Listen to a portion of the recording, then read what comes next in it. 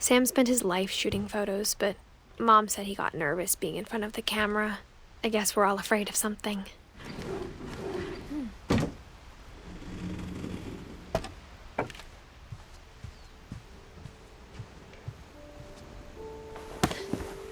After Sam died, my mom and Edie got really close.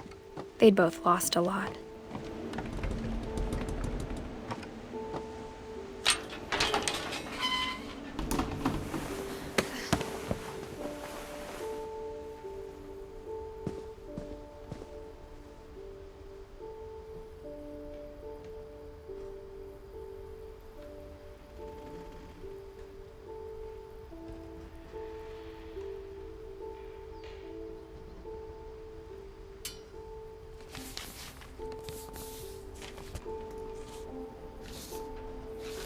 Dear Kay, do you remember the way Gregory used to laugh when he thought he was alone? Like something funny was happening, but only he could see it.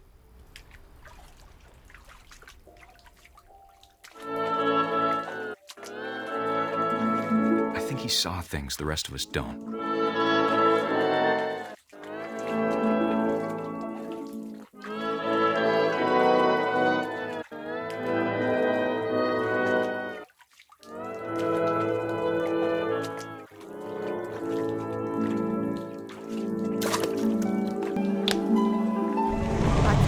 Gregory, it's time to... Hold on, sweetie. Hello? Sam? Everything you could. Maybe if I hadn't called that night. Damn it. Hold on, I don't want Gregory to hear this. I'm sure he's happy. And he'd want you to be happy too. Good luck, Kay. Love, Sam.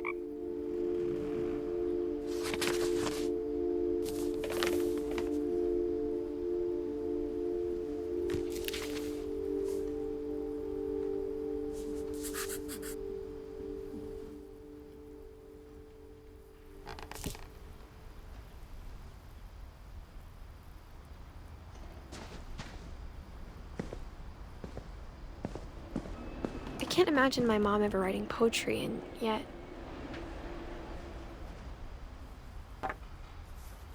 A poem for Gus, who always said the wedding was a bad idea.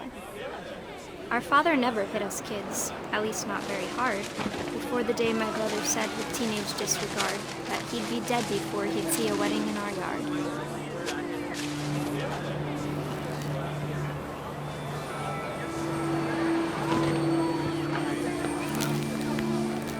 My father made him come, of course, but Gus stood far apart, just flew his kite and bottled up the storm inside his heart.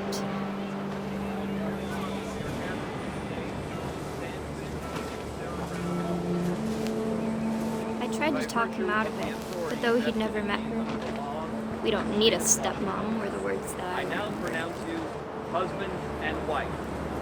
Make his bride.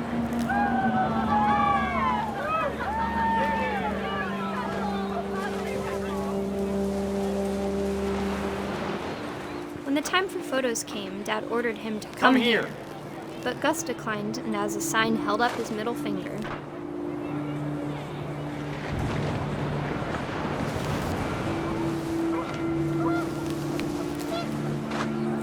The wind picked up, and panicked geese appeared and quickly went. But all the humans did that day was go inside the tent.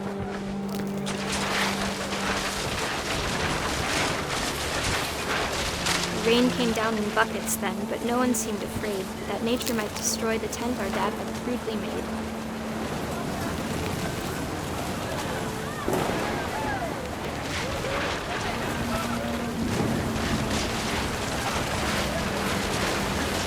The thunder sounded much too close and full of angry power. But all my father said to this was, "Make the music louder."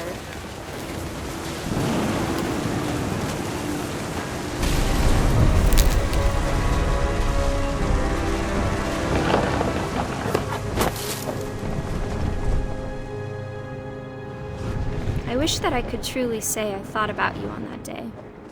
Out there on the beach alone, just you, the wind, the sea, and foam. But I didn't, until we found you.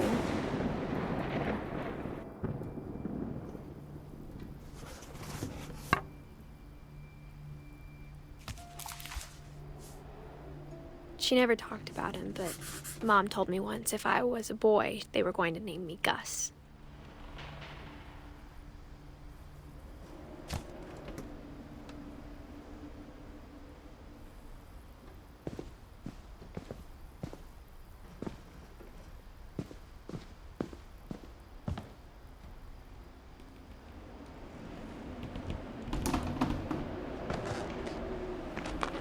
My mom moved up to the loft after her brothers died.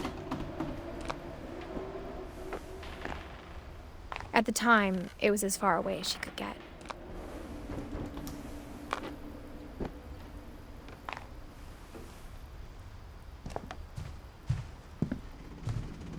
My mom moved to India a week after graduation and got a job teaching English. Louis was born a year later.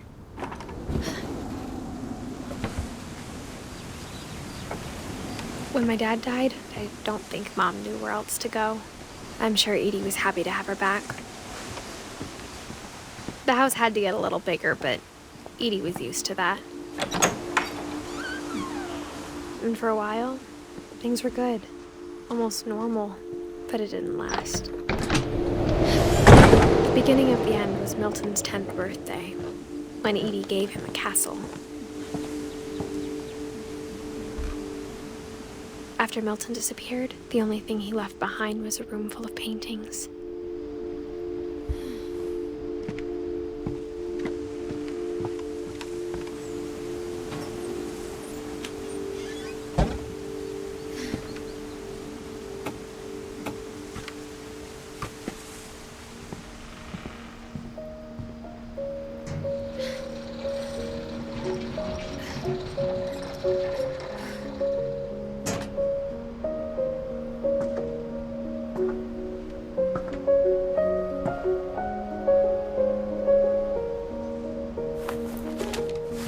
Milton Finch in The Magic Paintbrush.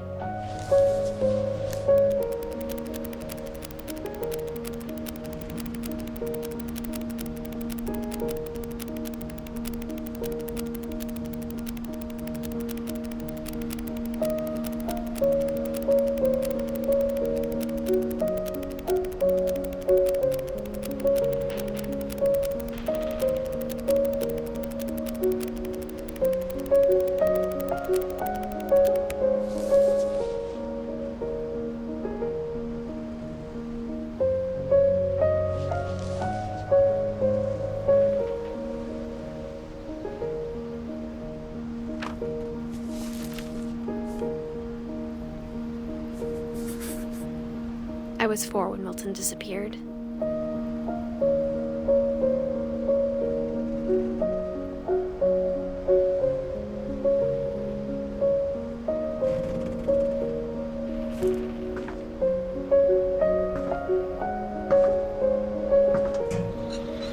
Mom spent months searching for my brother.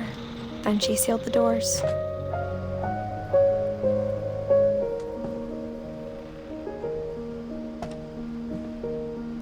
Whatever Milton had found in the house, Mom didn't want it getting out.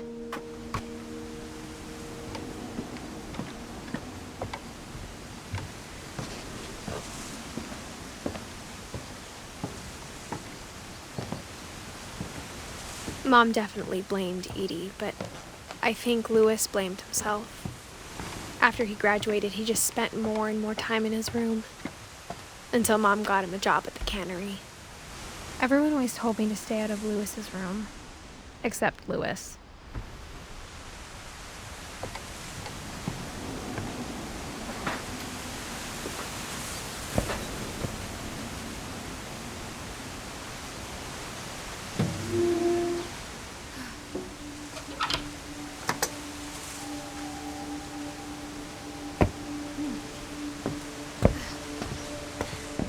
Louis's room smelled very, very familiar.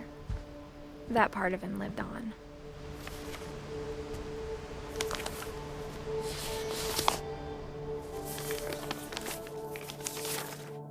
Dear Mrs. Finch, as Lewis's psychiatrist, I can understand your desire for an explanation.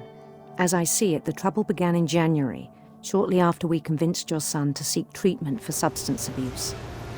Newly sober, I believe Lewis first noticed the monotony of his daily life.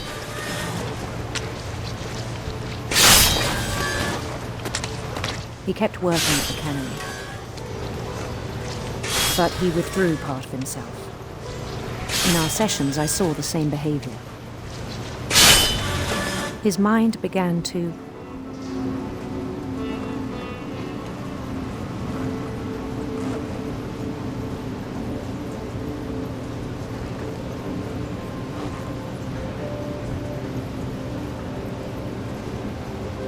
wander. I asked him to describe it. He said he started small.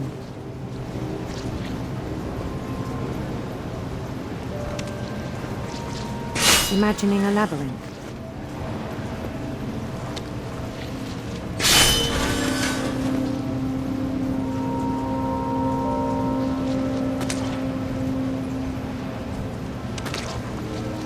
He'd feel his way about. Then something moved. Bats and toads and things that have not names. He knew it was all in his head.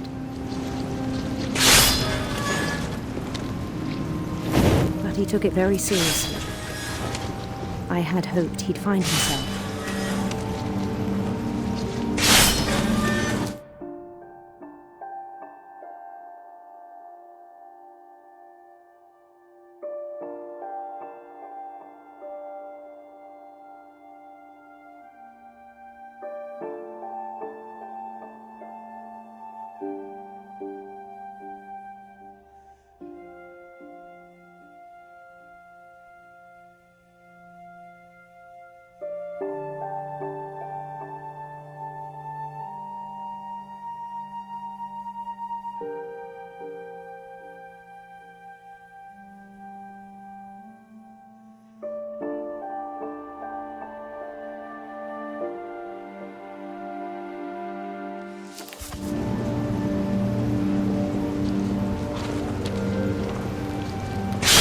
But he found something more. I worried about him then. Daydreaming at the cannery. I spoke with his boss. But he said Lewis had become a model employee. Methodical, tireless, focused. Like a whole new Lewis. So I let him go on.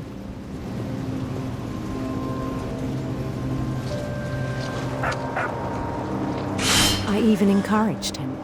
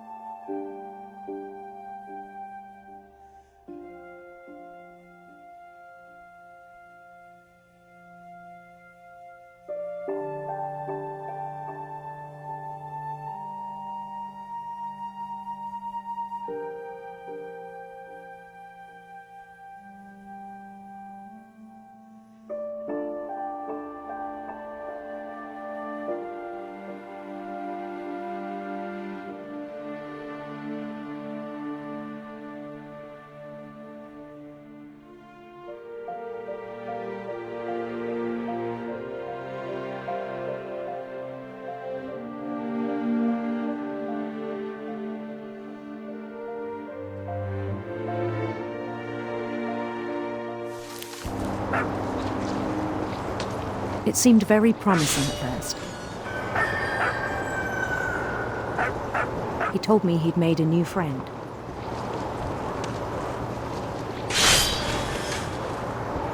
On the edge of a city he named Lewis Topia. He built the city up slowly, brick by brick. Then he made musicians.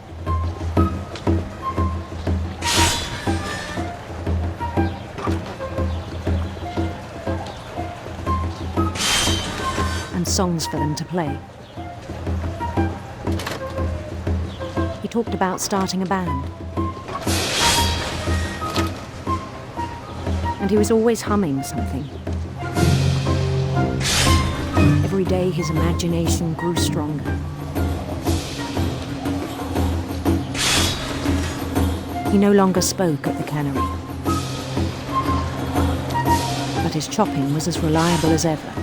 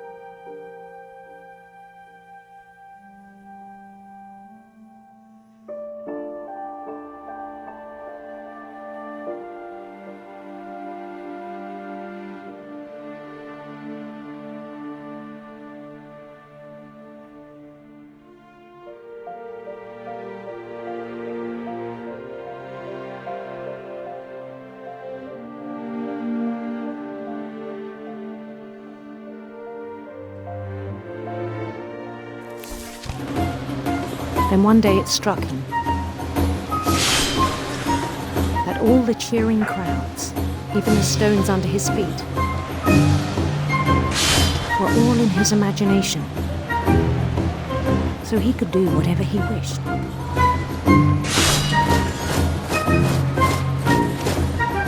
He held an election for mayor, and he won. They begged him to stay, but his mind was already wandering. It became a game for him.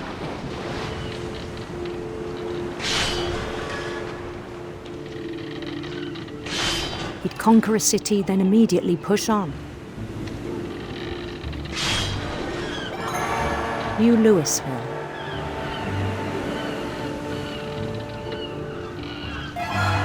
St. Louis.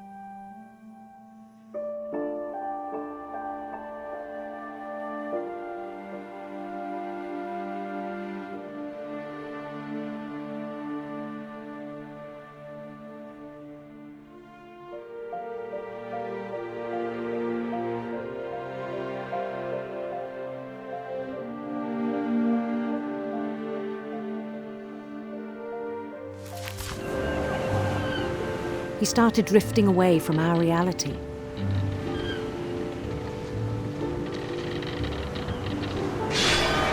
Minneapolis, until one day he forgot to go home from the cannery. Even as his mother pleaded with him, part of Louis kept sailing on.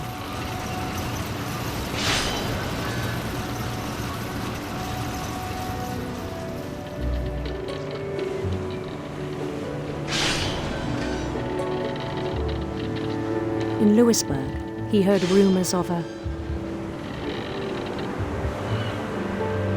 handsome queen.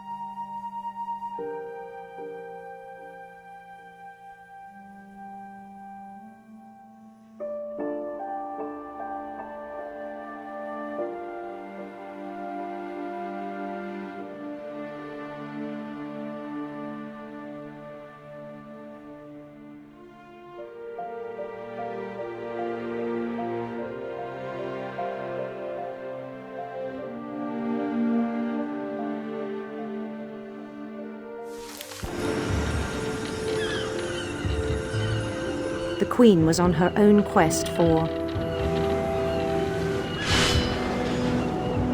radiant rainbows.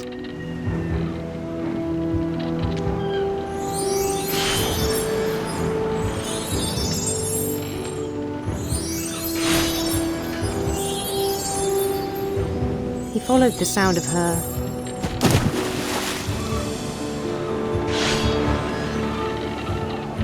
silver harp.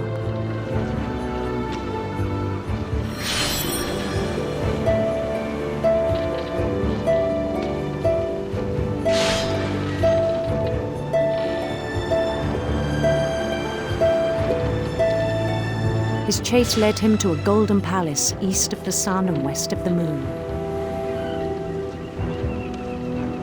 Even then, his logic remained sound.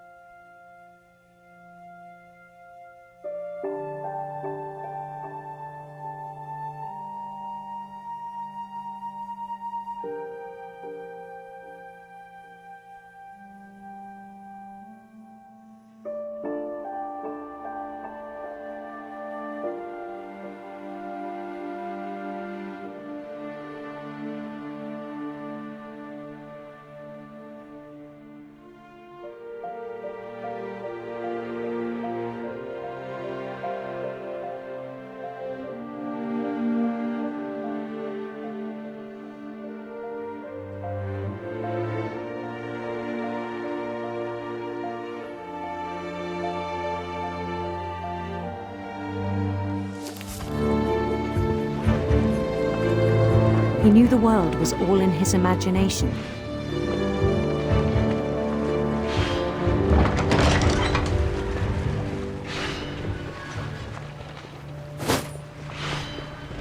But he was so proud of having created it.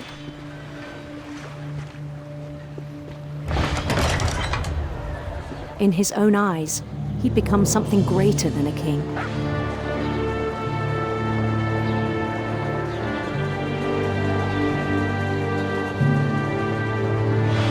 For someone who'd never known success in the real world, I think it was overwhelming. And then it struck him that the real Lewis was not the one chopping salmon, but the one climbing the steps of a golden palace.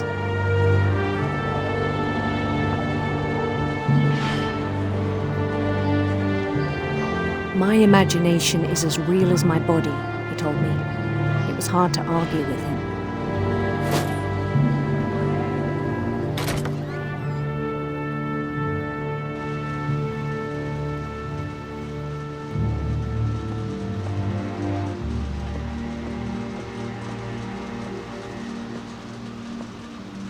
He began to forget the world we know.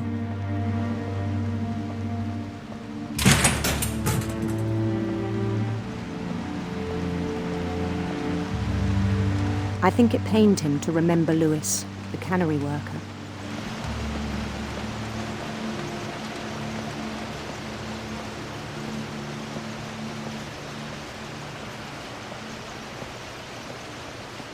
He began to despise the man with a royal contempt.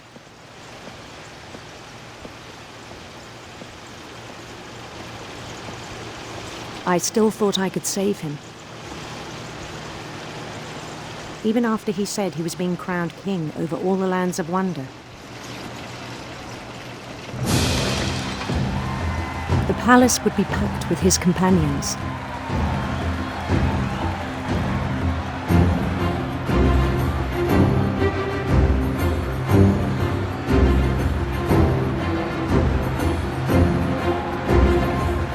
Including the wise Calico who'd insisted on inviting him.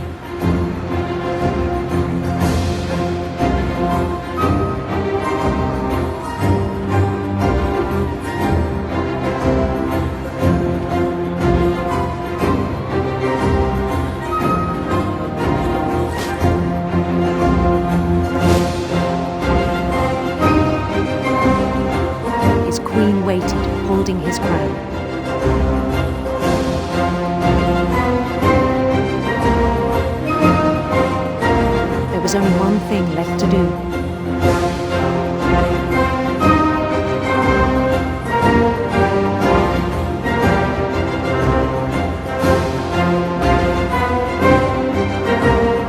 Then down his head.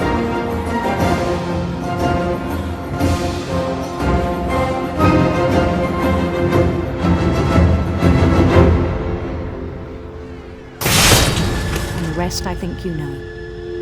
Mrs. Finch, your son was a kind man who will be missed by all of us who knew him.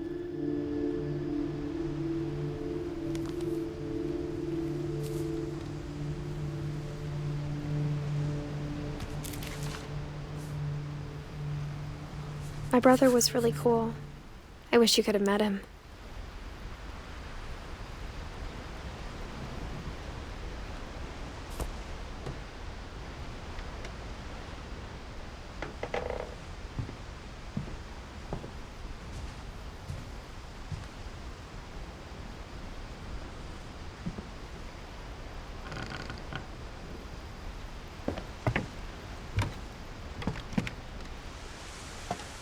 On the way back from Lewis's funeral, my mom told me to start packing.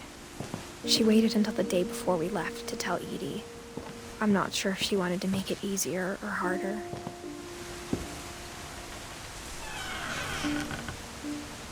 I wish we'd stayed.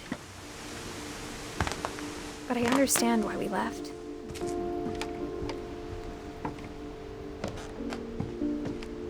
What happened that night had been coming for a long time. Maybe it should have come sooner.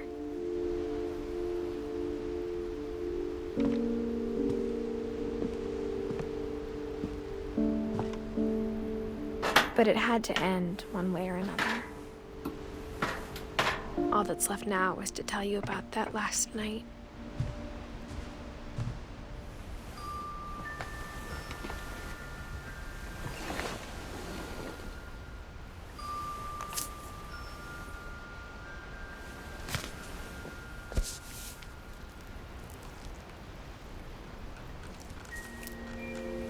That whole last day, Edie just watched us pack and didn't say a word.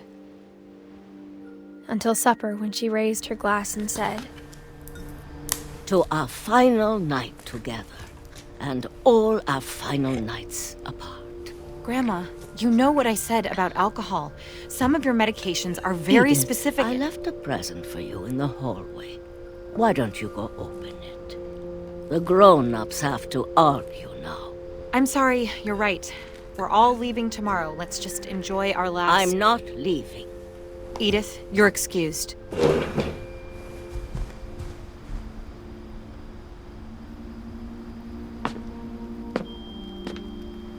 the power had been shut off that morning, but Edie always had plenty of candles. When my mom sealed the library, I don't think she knew about the other entrance.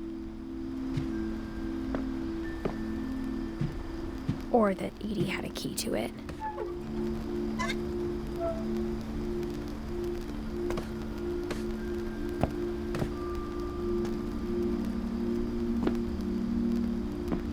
That thing you're afraid of isn't going to end when you leave the house. Edith has a right to know these stories. My children are dead because of your stories. I think it's best if Edith and I leave tonight. We'll have the nursing home send a van for you in the morning, okay?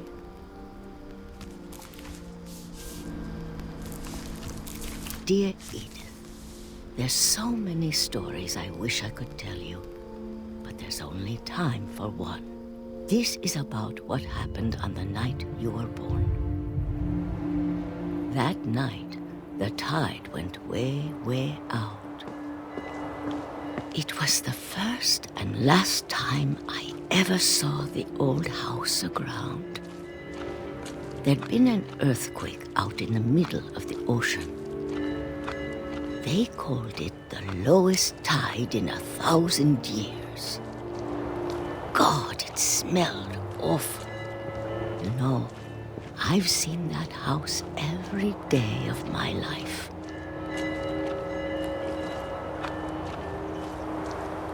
But I never thought I'd go back to it. When the fog rolled in, I lost my way.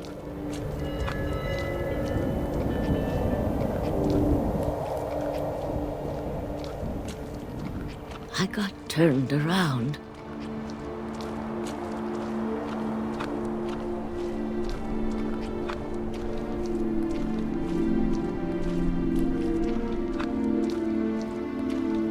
For a while, I wandered. I started seeing things.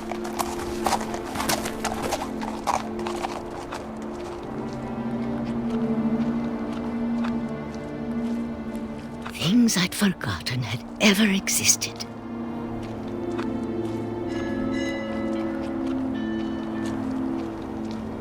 But when I saw them, they felt like old friends. That night, a lot of things came back to me. Or maybe I came back to them.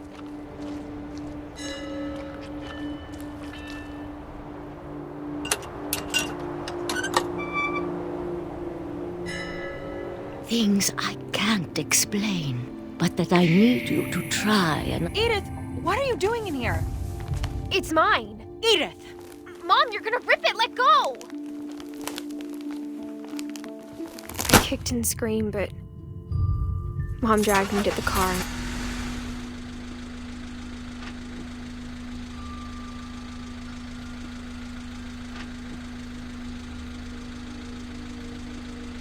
I never saw Great-Grandma Edie again. The next morning, the van came to pick her up, but she was already gone. After that, we moved around a lot.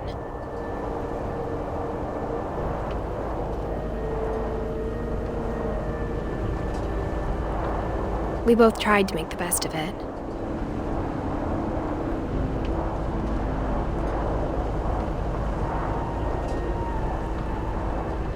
A few years went by.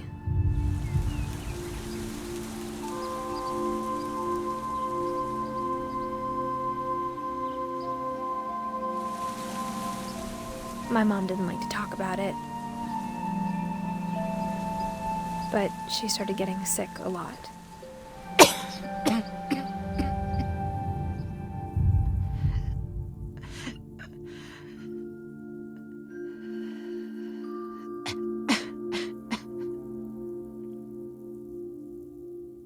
She got better for a while, and then she didn't. And then I was alone. The last Finch left alive.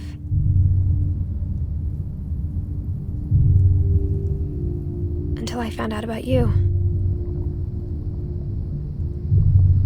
I'm still not sure what to tell you about all this. If we lived forever, maybe we'd have time to understand things. But as it is, I think the best we can do is try to open our eyes. And appreciate how strange and brief all of this is.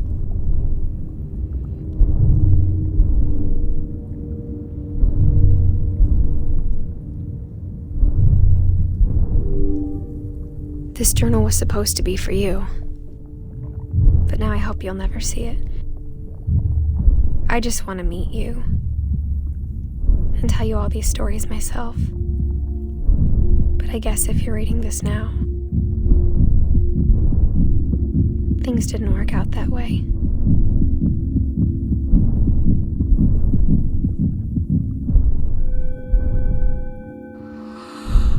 This is where your story begins. I'm sorry I won't be there to see it. It's a lot to ask, but I don't want you to be sad that I'm gone. I want you to be amazed that any of us ever had a chance to be here at all. Good luck.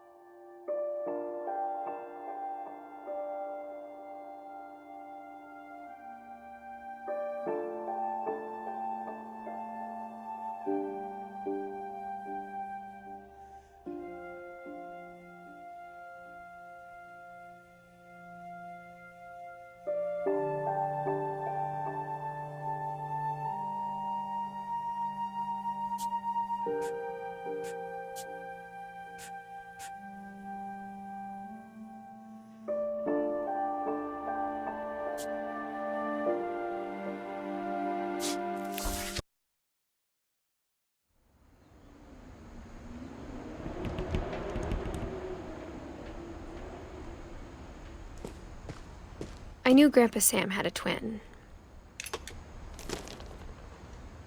and that he never talked about him. I guess my grandpa didn't like history any more than my mom did.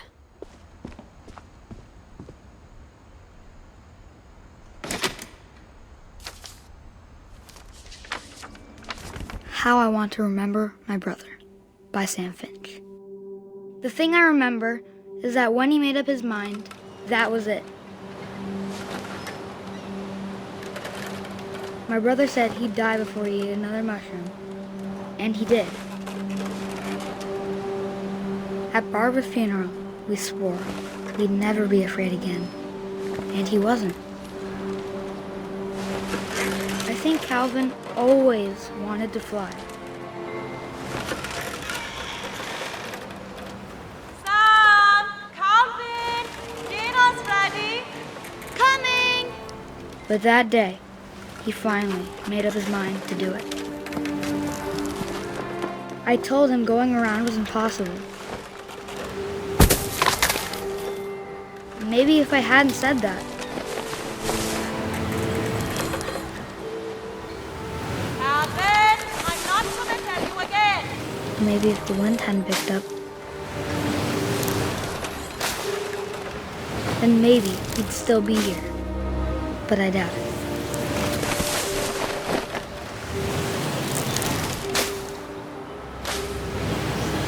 I think he'd already made up his mind.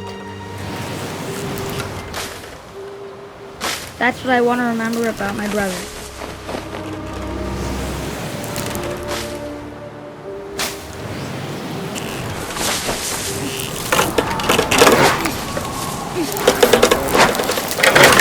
The day he made up his mind to fly. And he did.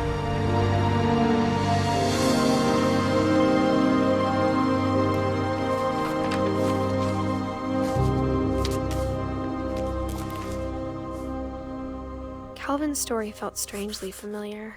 When I was younger, I remember trying to do the exact same thing.